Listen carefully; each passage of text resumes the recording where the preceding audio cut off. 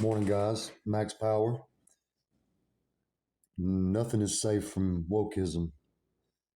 Got an article here, then a short video at the end.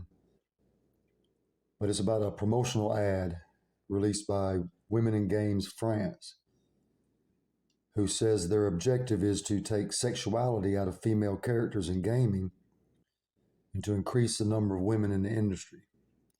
Let's check it out. This article is by Muse. This ad modded video games so the women behave like women. This is going to work out just fine, isn't it? Let's start with some serious stats. Half of gamers worldwide are women. The women comprise just 22% of gaming studio employees. And though women tend to spend the lion's share of money on mobile games, marketing and character design still primarily focuses on the male user.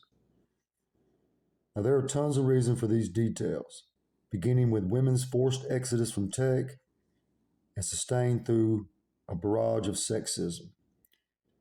But all of this is really just context for Women in Games France's latest campaign at Gender Swap.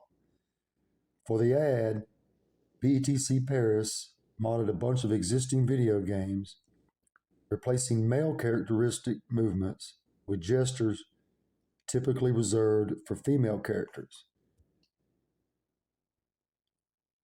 Now it says women make up half of the gamers worldwide, with that number being more like 40% in the US. And females spend more money on mobile games. But that's because they're better capitalists than us, right? But they say characters and marketing are geared more towards men. Well, why is this? They say it's because women are forced out of tech and there's so much sexism in the industry. But this ad campaign is going to change all that. The press release for the work led with a question. What if video game hero rolled their hips to send an important message? We'll start by saying the point makes it home. Yeah, gaming is full of women wearing totally impractical outfits for their purposes. But beyond that, Gender Swap also made us aware of how women move in these games. Seductively, kittenishly, languid in their arms, wading through industrial war space as if through the gentle ways of a Mediterranean beach. This is objectively ludicrous and embarrassing. That the trope survives at all makes us wince. But the ad also awakened us to another possibility. We're kind of delighted by the sight of a muscly male character sashaying and stretching like cat, rolling deliciously over concrete like they're being tickled by Kodish. Now these women with their big words, they make it tough on an old boy. But anyway, this ad points out the seductive outfits and gestures of female characters while they're blasting away aliens on some apocalyptic planet. So to combat it, they added these feminine characteristics to male characters in a few popular games. Female characters could definitely use less of that, but could male characters have more? It would go a long way towards teaching boys that they can be any way they want in their bodies. And it merits saying that if women are to be freed of these stereotypes, then both sexes in gaming could use a few tweaks in approach. Not to mention we could all use more sexes overall.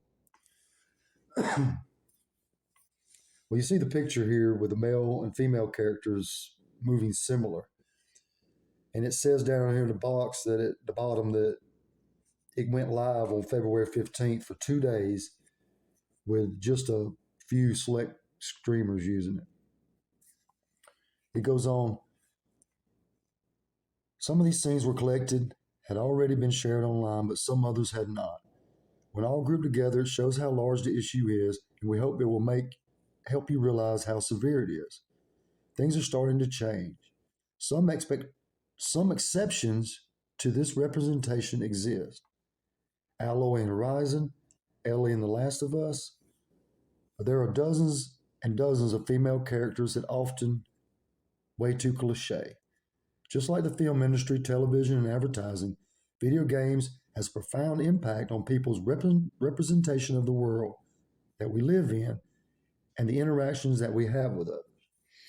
Now, they admit here that it's not all female characters that are cliche.